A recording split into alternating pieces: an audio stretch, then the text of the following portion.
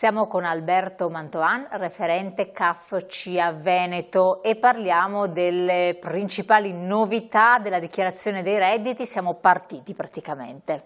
Siamo partiti, siamo già pronti da un po' di tempo, perché dopo un periodo di formazione lungo siamo pronti.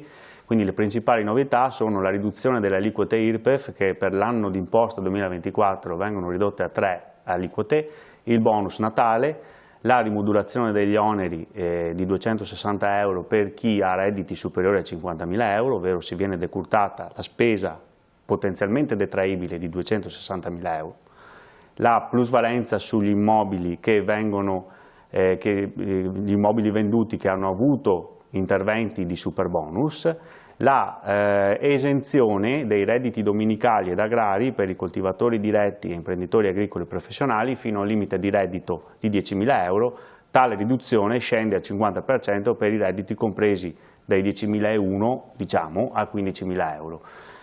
Le aliquote sulle locazioni brevi che sono cambiate perché chi affitta 4 immobili per finalità turistiche si trova a dover scegliere un immobile su cui applicare la tassazione al 21% in cedolare secca, gli altri 3 vanno tassati al 26% sempre in cedolare secca.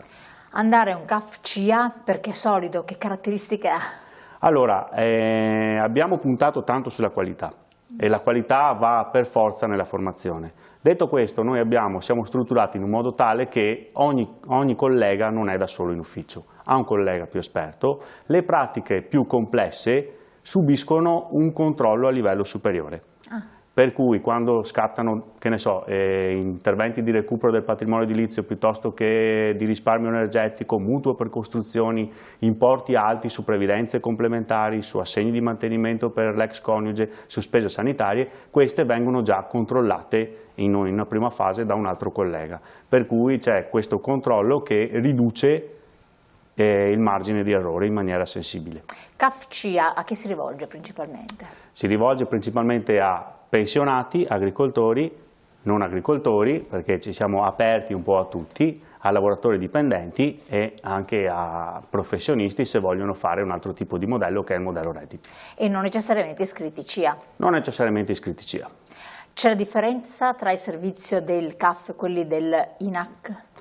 C'è un patronato. C'è una differenza, sì, perché diciamo che il CAF si occupa principalmente di aspetti fiscali, invece l'aspetto previdenziale / assistenziale è più appannaggio dell'INAC. Quindi se un cittadino vuole rivolgersi per fare un'invalidità civile deve rivolgersi all'INAC. E anche l'ISEE, che è molto importante, far andare all'INAC. L'ISEE si va al CAF ed è un pochino la chiave di accesso poi che ci consente di capire di cosa ha bisogno il cittadino. Beh, grazie della precisazione. E allora, ringraziando il CAF CIA presente su tutti i territori, naturalmente le province della nostra regione, ringraziamo il nostro interlocutore e a voi naturalmente a presto.